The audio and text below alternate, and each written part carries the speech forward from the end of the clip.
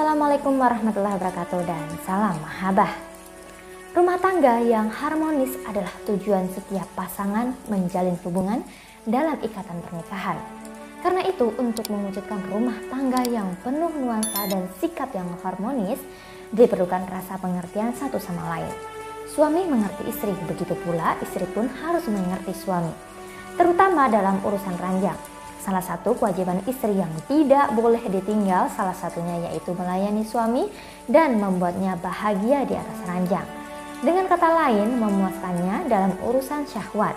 Bagaimana Nabi bersabda, apabila seorang suami mengajak istrinya untuk berkumpul, hendaknya wanita itu mendatanginya sekalipun dia berada di dapur.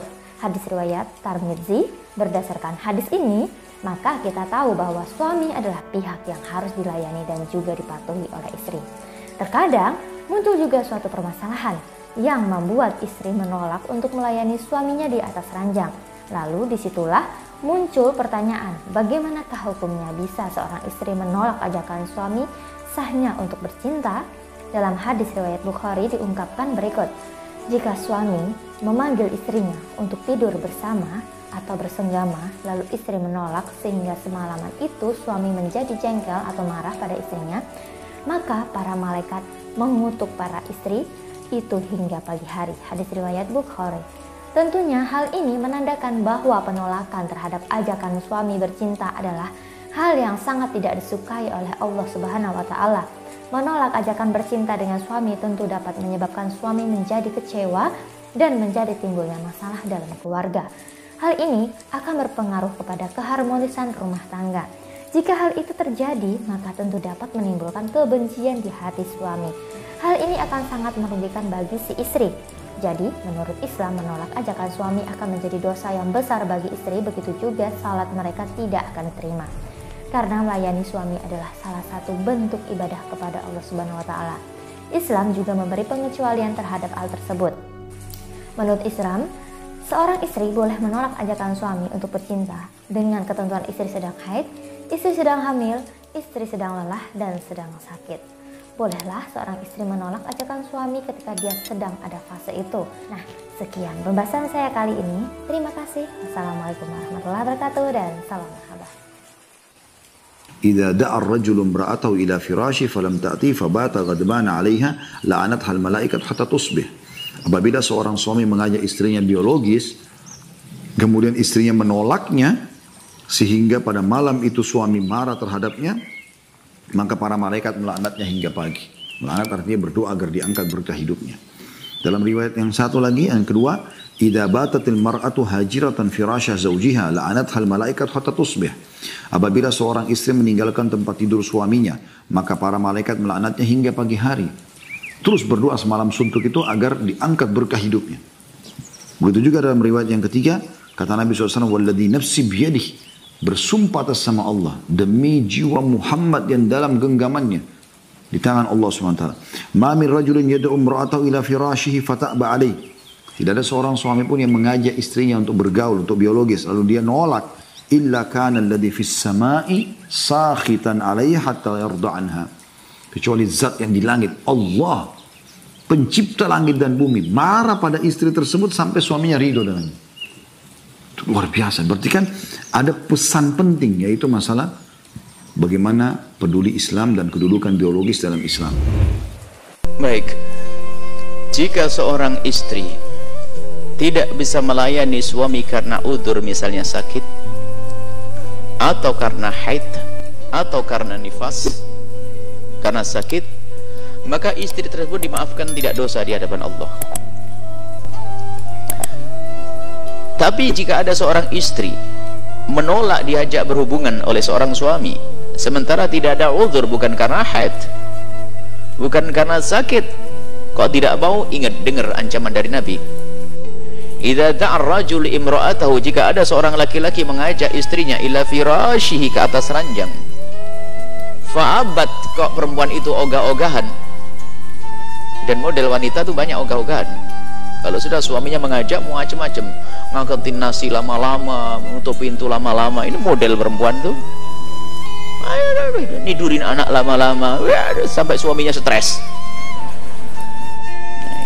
Nah, itu malah saya. Padahal suaminya sudah mulai tadi manggil-manggil, dia nggak paham-paham.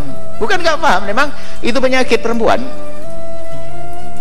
Perempuan yang kurang paham. Kalau mengerti hadis ini, lihat, fa'abat, lalu kok ogah-ogahan sang perempuan tersebut. Fabata ghadbana, kemudian sang suami tadi semalam suntuk kok ngedongkol. La'anat hal malaikatu, maka terkutuk, dikutuk oleh malaikat, didoakan jelek, dikutuk oleh malaikat hatta tusbih, sampai pagi.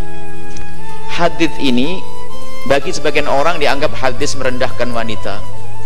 Masa gitu aja dikutuk malaikat? Nah, Anda memang bukan orang harmonis. Ini ada orang-orang yang Islam ngaco itu menganggap ini hadis merendahkan perempuan. Tapi bagi saya, bagi kami waktu membaca ini adalah hadis yang paling indah untuk perempuan. Coba, seorang perempuan diajak suaminya kemana? Naik gunung, ngangkat batu, berjemur, ke tempat yang paling indah di rumah kita, di atas ranjang. Ini kan paling enaknya, bukan? Kalau ada seorang perempuan suruh ngangkat batu oleh suaminya, kok nggak mau dikutuk malaikat? Bukan begitu kok. Diajak indah, makanya dalam pemahaman kami ini adalah hadis yang paling indah untuk perempuan. Sudah begitu ya ancam, kalau nggak mau awas. Suruh enak, suruh seneng, nggak mau diancam, awas ya. Duh, enak bener itu. Dikutuk malaikat sampai pagi. Ini hadis paling indah. Artinya apa? Jangan sampai Anda sebagai seorang wanita semacam itu. Dan tingkat ogah-ogahan itu macam-macam, sampai tidak melayani suami, dosa besar. Ada tingkat ogah-ogahan yang tadi itu, yaitu nutup pintu aja lama-lama banget, muter sana ini ngangetin sayur, ya ada aja. Biasanya nyuci piring besok, gara-gara suaminya pengen langsung nyuci piring malam itu. Ada enggak begitu, Pak? Ada. Wah, nasib buruk tuh. Baik, nah sekarang kalau tidak punya udzur, awas, hati-hati, jangan nolak. Kemudian pertanyaannya, jika Anda seorang wanita yang punya udzur, misal dalam keadaan haid atau Anda sakit, Anda harus menjadi wanita cerdas, aktif, inovatif. Mohon maaf, ini adalah ilmu. Kadang-kadang seorang wanita kalau sudah haid itu langsung libur, full libur, sholat tahajud libur, masakin sarapan libur. Suaminya orang yang takut kepada Allah, ketemu di jalan orang buka aurat, tersingkap, dia tidak sengaja, lalu bangkit sahabatnya pulang ingin melampiaskan dengan istri haid. Sudah itu sama istri dibiarkan begitu saja. Na'udzubillah. Harus Anda tahu, wahai para istri yang solehah, memang di saat Anda dalam keadaan haid, tidak boleh Anda melayani suami dengan mengizinkan memasukkan ke wilayah Anda, tidak boleh. Dosa besar. Tapi Anda bisa menyenangkan dengan bermacam-macam cara. Dengan bermacam-macam cara. Yang penting tidak masuk ke wilayah tersebut sampai suami puas. Apakah dengan, mohon maaf, ini mufakhadah dengan paha atau dengan tangan, asalkan tangan istri, maka suami tidak dosa. Tapi kalau suami mencari kesenangan dengan tangannya sendiri, Anda ikut dosa. Mungkin Anda sekedar demam kan di sini, yang lain kan tidak demam. Anda layani sampai dia selesai. Ini loh cerdas wanita. Jangan sampai seperti yang bertanya tadi, stres dia. Awas, ya selesai ini, kasusnya sudah selesai. Punya ilmu ya.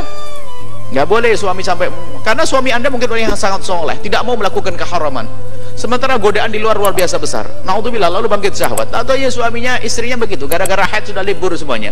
Anda bercumbu dengan suami sampai dia tuntas selesai. Yang penting jangan masuk wilayah itu. Jangan masuk lewat belakang. Dalam keadaan suci pun lewat belakang adalah haram, dosa besar.